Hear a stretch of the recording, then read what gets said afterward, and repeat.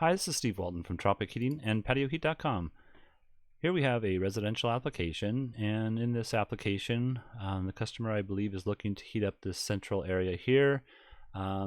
We do have a doorway. It's a sliding doorway here. It's a sliding doorway over here. And also we have some skylights up above. Now my skylights aren't to the actual dimension of the customers because I don't have that information. However, I did kind of put together, I got 1, 2, 3, 4, 5, 6, 7 different support beams going across here. There might be 6, there might be 5, I'm not quite sure, but in any case, I think these are 3 feet wide and or tall rather. But anyways, there are some skylights there, and I need to be aware of that. I don't see any other obstacles here. Let's go ahead and look at the overall dimensions of the patio. I have 17 feet 3 by 14 feet 6. The lower half, or the lower section over here, the roof line will be 6'6" at this bottom edge here, and then over here I have 10 feet at the top there. So those are the different dimensions that I'm looking at. The customer did state that they wanted to have the heaters placed on this back wall here, pointed towards this direction. Let's go ahead and see what that would look like. Having the heater there, let's see if I got it here. Hold on one second. There we go. So placing the heater up here, this is a 6,000 watt unit. You can see the 6,000 watt unit footprint of heat comes out, and whoops, sorry about that. Comes out and it heats up pretty good the central area here, but it doesn't heat up this seating area here, and nor the area out here. You might notice I have this way off the wall here, and I have this heater at a I believe this is a 60-degree tilt from straight out. So if I was to point straight out here and tilt downwards, that'd be 60 degrees.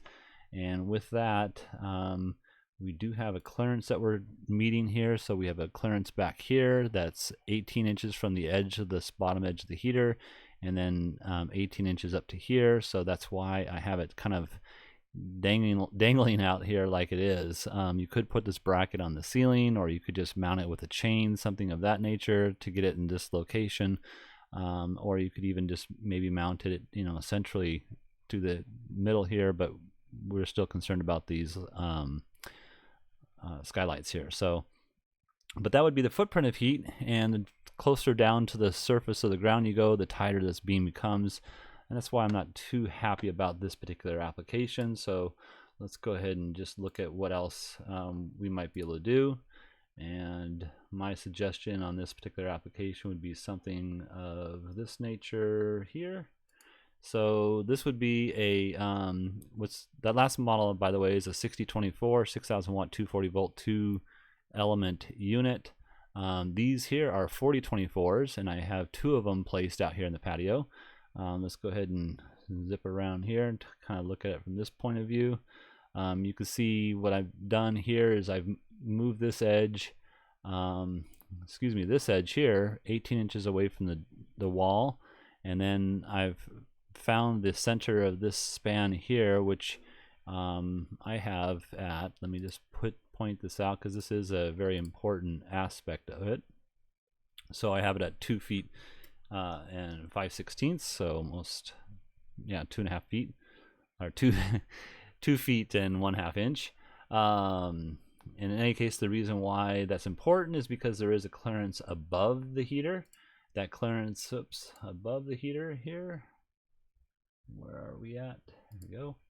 And we do meet that. Now there is a clearance below, as you can see, as well as I placed down here.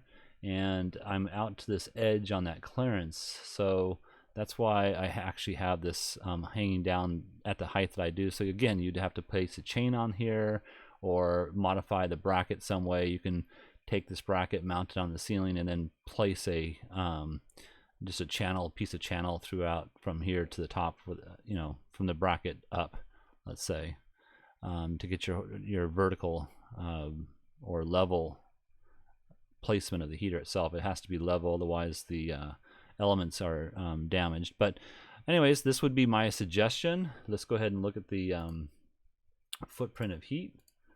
And the footprint of heat, you can see heats these seating areas pretty well. You know, we're not sitting up against the wall back here, you can see, but yeah, it's not penetrating the wall, but that's because of, you know, where can we actually place it. Now we could place it on the bottom edge of this beam as well, and that would move the heater probably too close to the wall to where we're not getting this central area warm at all. And so that's why I kind of did it this way here. In any case, this heater over here, I'm not quite sure if this is going to be used for the same purpose, but if you were to, let's say, move the this bar stool seating area over, you can see that you're awfully close to that heater, and that would probably be too hot in most applications, so you would want to have a dimming system on something like that. Otherwise, you'll be too hot underneath here. Here, if in fact, I think this job is in Southern California, so just bear that in mind as well. Temperatures don't get to the freezing levels here.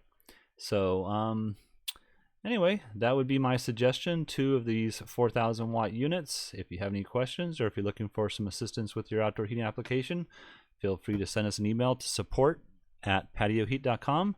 And also, if you wouldn't mind, give us a thumbs up. That always helps. We don't advertise, and so the thumbs up lets us know that you're interested, and the algorithms of YouTube keeps this information available for the public. So appreciate that as well. Thank you very much, and have a great day.